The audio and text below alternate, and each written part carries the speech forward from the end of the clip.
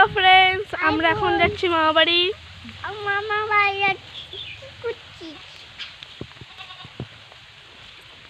সকাল থেকে তোমাদের সাথে কিছুই শেয়ার করা হয়নি, কারণ সকাল থেকে তাড়াহুড়োর মধ্যে ছিলাম, রেডি হচ্ছিলাম, খাওয়ানো গুছানো, ব্যাগ গুছালাম।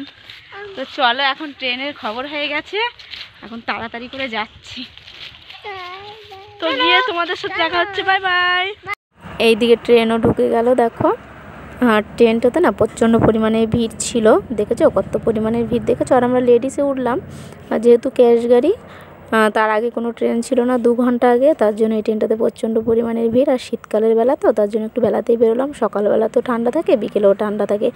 আর এরপরে এই যে ছেলে এখন ট্রেনের মধ্যে একটু আপেল খাচ্ছে, আপেল খাওয়ার জন্য বায়না করছিল, তো ওকে একটু আপেল কিনে দিচ্ছি, আপেল খাচ্ছে। তো চলো আমরা বাড়ি যাই, তারপর আবার দেখা হচ্ছে। তো বন্ধুরা, আমরা অনেকক্ষণ আগে এসেছি, এসে খাওয়া দাওয়া করেছি, একটু রেস্ট নিয়েছি। এরপরে এই যে বিকালবেলা একটু বাইরের দিকে বেরিয়েছি, দেখেছো প্রচণ্ড গাড়ির আওয়াজে কিছু শোনা যাচ্ছে না। আর এখন একটু বিকেলবেলা রাস্তার দিকে বেরোলাম, একটু ঘুরবো। আমার ছেলে ওখানে বসে আছে, খেলা করছে।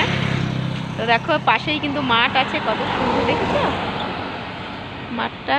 পাশে একটা বাগান আছে, মাঠ আছে। ভাবলাম একটু মাঠের দিকে বেড়াতে যাব, তো সন্ধে হতে চলো, আজকে আর যাবো না। তো চলো, আওয়াজের জন্য সেরকম ভালো করে কিছু বোঝা যাচ্ছে না, আর প্রচণ্ড পরিমাণে ঠান্ডাও পড়ে গেছে। তো চলো বন্ধুরা, রাতের খাওয়া দাওয়া আমাদের হয়ে গেছে। রাতের খাওয়া দাওয়া, রাত্রেবেলা দেখেছো বাইরে প্রচণ্ড পরিমাণে ঠান্ডা, কেমন ধোয়া বেরোচ্ছে মুখ দিয়ে, প্রচণ্ড পরিমাণে ঠান্ডা।